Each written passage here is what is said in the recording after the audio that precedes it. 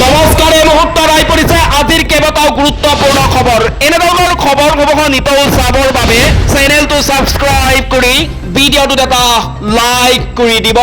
প্ৰথমটো খবৰ, হিমন্ত বিশ্ব শৰ্মাক মুখ্যমন্ত্ৰীৰ গাদীৰ পৰা নমাই দিয়া হ'ব। বিজেপি চৰকাৰো ভাঙি দিয়া হ'ব।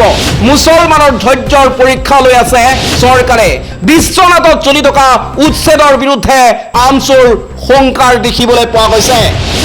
এই মুহূৰ্তত আহি পৰিছে আন এটা গুৰুত্বপূৰ্ণ খবৰ। কেৱল ঘৰ দুৱাৰেই নহয়, বিশ্বনাথৰ 100 বিঘা চাহ বাগিচাতো চলিছে বুলডোজাৰ।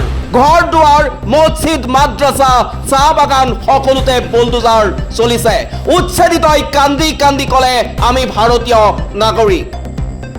এই মুহূৰ্তত আহি পৰিছে আন এটা গুৰুত্বপূৰ্ণ খবৰ। ভাৰত বাংলাদেশ সীমান্তত অবৈধ বাংলাদেশীক দেখা মাত্ৰেই গুলীবাৰ নিৰ্দেশ দিব লাগিব। পশ্চিম সীমান্তত যদি পাৰে আমাৰ ইয়াত কিয় নোৱাৰিব? ডক্টৰ সমুজ্জ্বল কুমাৰ ভট্টাচাৰ্যৰ এই মন্তব্য। এই মুহূৰ্তত আহি পৰিছে আন এটা গুৰুত্বপূৰ্ণ খবৰ। আলী হুছেইন মানেই সন্দেহজনক নাগৰিক নেকি? সন্দেহজনক নাগৰিক যদি কেব চালকত জড়িত হৈ আছে, তাৰ বাবে দায়ী অসম চৰকাৰ। মুখ্যমন্ত্ৰীয়ে মন্তব্য উঠুৱাই নললে 48 ঘণ্টাৰ বাবে চকা বন্ধ হ'ব অসমত। কেব চালকৰ সংকাৰ। এই মুহূৰ্তত আহি পৰিছে আন এটা গুৰুত্বপূৰ্ণ খবৰ। ৰাহুল গান্ধীৰ সুৰতে সুৰ মিলাই ভোট চুৰিৰ অভিযোগ তুলিলে বিত্তমন্ত্ৰীৰ স্বামীয়ে। স্বয়ং কেন্দ্ৰীয় মন্ত্ৰীৰ স্বামীৰ দাবী, ৰেগিং নোহোৱা হলে ইণ্ডিয়া মিত্ৰজোঁটে পালেহেঁতেন 316খন আসন। বিজেপি চৰকাৰক ভোট চুৰিৰ অভিযোগ উত্থাপন কৰি কংগ্ৰেছ দলে বৰ্তমান বিজেপি চৰকাৰৰ বিৰুদ্ধে ভোটাৰ অধিকাৰ যাত্ৰা নামৰ গণ আন্দোলন আৰম্ভ কৰিছে।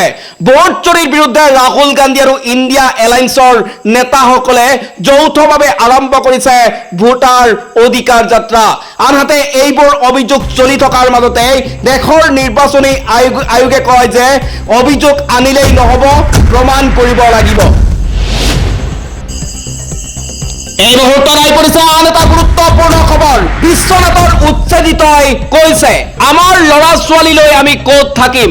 আমাৰ সকলো ভাঙি পেলালে, আমাৰ একোৱে নাইকিয়া হৈ পৰিল। বিশ্বনাথত বেদখলকাৰীৰ হিয়া ভঙা কান্দোন।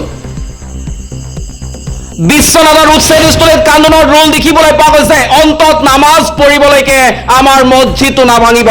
চকুৰ আগতে সপোনৰ ঘৰখন ভঙা চাব পৰা নাই উচ্ছেদিতই।